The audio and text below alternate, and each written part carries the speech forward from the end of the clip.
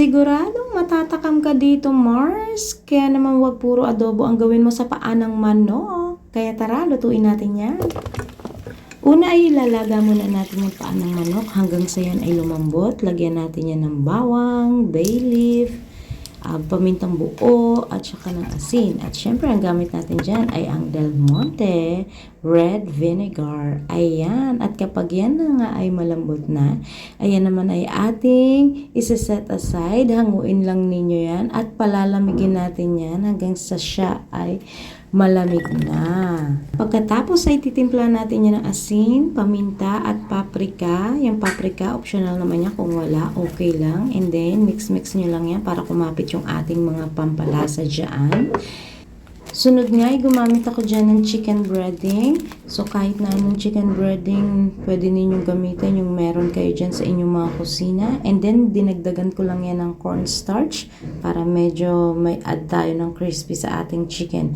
And then i-dredge nyo lang yung mga paan ng manok dyan sa ating flour mixture na yan.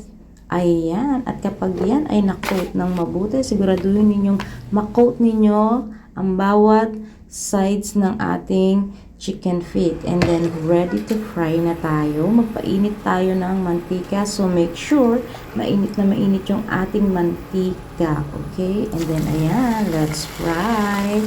Fry natin yan hanggang sa siya ay mag-golden brown na. At yun talaga namang crispy na yan, mga Mars. O, diba? Ang ganda ng ating pagkakaluto.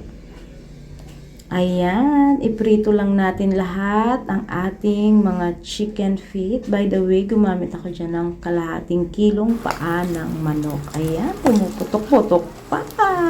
Ingat kayo mga Mars sa pagpiprito ninyo, guys. Ayan, o diba? Napakaganda ng kulay na niya. And then, after nyan, gagawa naman na tayo ng ating sauce.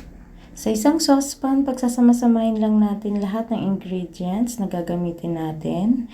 Yung ating water, oyster sauce, at syempre yung ating Del Monte tomato paste na magbibigay naman talaga ng richness at magandang kulay para sa ating sauce.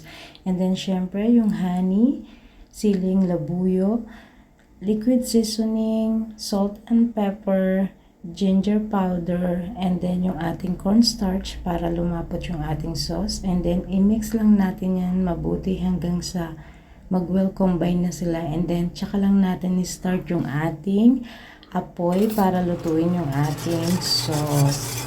Haluin nyo lang mabuti yan hanggang sa lumapot na yung ating sauce. And then syempre wag nyo kakalimutan yung butter sa sauce natin kasi yan ang magbibigay ng linamnam talaga sa ating sauce. Ayan, at after nyo maluto yung sauce, pag medyo malapot na, tsaka naman natin ilalagay yung ating piniritong paa ng manok. O, ayan, napakasarap po yan, guys. Kaya wag nyo kakalimutan i-try talaga ito dahil it's a must-try recipe. And then, lagyan nyo lang yan ng dahon ng sibuyas on top.